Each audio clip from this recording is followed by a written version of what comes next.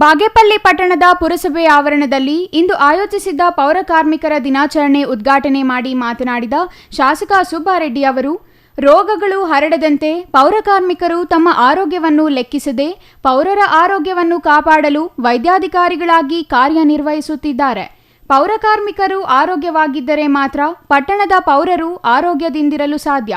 ಆ ನಿಟ್ಟಿನಲ್ಲಿ ಪೌರ ಕಾರ್ಮಿಕರು ಕೆಲಸದ ವೇಳೆ ಸರ್ಕಾರ ನೀಡಿದ ಹ್ಯಾಂಡ್ ಗ್ಲೌಸ್, ಶೂಗಳನ್ನು ಕಡ್ಡಾಯವಾಗಿ ಬಳಸುವಂತೆ ಸೂಚಿಸಿ ಪೌರ ಕಾರ್ಮಿಕರು ತಮ್ಮ ಕಾಯಕದ ಬಗ್ಗೆ ನಿರಾಸಕ್ತಿ ತೋರದೆ ಮನಸ್ಪೂರ್ವಕವಾಗಿ ಶ್ರದ್ಧೆಯಿಂದ ಕಾಯಕ ಮಾಡಬೇಕೆಂದು ತಿಳಿಸಿದರು.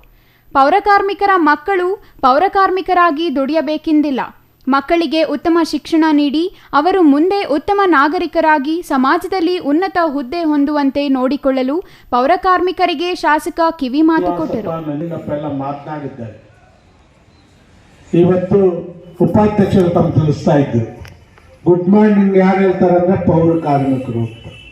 ನಿಜ, ಇವತ್ತು ಪಾಪ ತಾವು ಬೇರೆಯವ್ರಿಗೆ ಏನೇ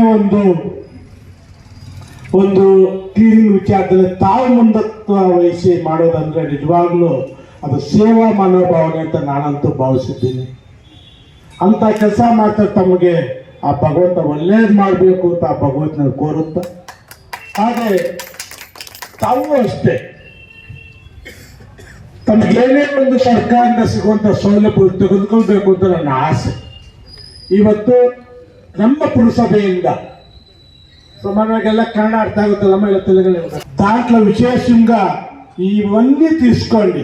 మీ బిడ్డలకు మంచి ఎడ్యుకేషన్ ఏంటి, మీ కష్టం 100 ఉంది. నేను లేదని అందరికీ కష్టాలు ఉంటాయి, కష్టం లేని మనిషి ప్రపంచంలో ఎవడూ లేడు. కానీ మీ బిడ్డలు బాగుండాలా, మంచి ఎడ్యుకేషన్ చేయాలా, మంచి ఒక స్థానంలో ఉండాలా అంటే మీకీ కోరుకుండాలా. అయ్యో నాకు కష్టం ఉందిలే, వాళ్ళు స్కూల్ పంపించే కయ్యలేదు, వాడేదో నా చేతిలో పనికిరాని అట్లా తీర్మానం దయచేసి మీరు ఎవరు తీసుకోవద్దు. బాధపడైనా చదివించండి.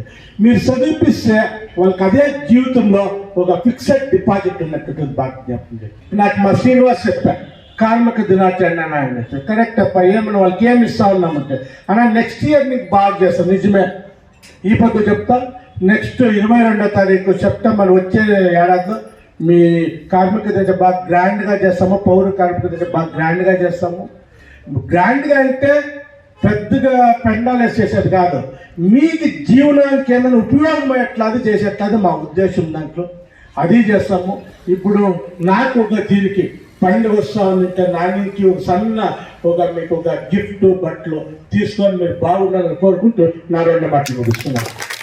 ಉಪಾಧ್ಯಕ್ಷೆ ಸುಜಾತಾ ನರಸಿಂಹನಾಯ್ಡು ಮಾತನಾಡಿ, ಗಾಳಿ, ಮಳೆ, ಬಿಸಿಲು, ಚಳಿ ಎನ್ನದೆ ದಿನನಿತ್ಯ ನಸುಕಿನ ಜಾವದಿಂದ ಸ್ವಚ್ಛತಾ ಕಾರ್ಯ ಕೈಗೊಳ್ಳುವ ಪೌರ ಕಾರ್ಮಿಕರು ನೈಜ ಕಾಯಕ ಯೋಗಿಗಳು, ಸ್ವಚ್ಛತಾ ರೂವಾರಿಗಳು. ಕೊರೋನಾದಂತಹ ಸಂದಿಗ್ಧ ಸ್ಥಿತಿಯಲ್ಲಿಯೂ ತಮ್ಮ ಜೀವದ ಹಂಗು ತೊರೆದು ಬಿಡುವಿಲ್ಲದ ನೈರ್ಮಲೀಕರಣ ಕಾರ್ಯ ಮಾಡಿದ್ದು ಶ್ಲಾಘನೀಯ ಎಂದು ತಿಳಿಸಿದರು. ನೀವು ಬೆಳಿಗ್ಗೆ ಬಂದು ನಮ್ಮ ಊರಿನ ಎಲ್ಲ ಸ್ವಚ್ಛತೆ ಕಾರ್ಯಕ್ರಮ ನೋಡ್ತೀರಾ. ಇದರಿಂದ ಊರಿಗೆ ಒಂದು ಬೆಳಕು. ಫಸ್ಟ್ ನೀವೇ good morning to all Bagepalli.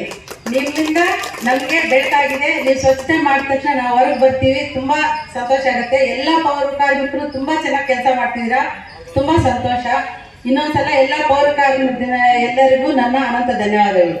ಈ ಸಂದರ್ಭದಲ್ಲಿ ಶಾಸಕ ಎಸ್ಎನ್ ಸುಬ್ಬಾರೆಡ್ಡಿ, ಪಟ್ಟಣದ ಪುರಸಭೆ 62 ಪೌರ ಕಾರ್ಮಿಕರು ಹಾಗೂ ನೀರು ಸರಬರಾಜುದಾರರಿಗೆ ಪುರುಷರಿಗೆ ಪ್ಯಾಂಟ್, ಶರ್ಟ್ ಹಾಗೂ ಮಹಿಳೆಯರಿಗೆ ಸೀರೆ ಮತ್ತು ಬ್ಲೌಸ್ ತಮ್ಮ ವೈಯಕ್ತಿಕವಾಗಿ ಉಡುಗೊರೆಯಾಗಿ ನೀಡಿದ್ದಾರೆ.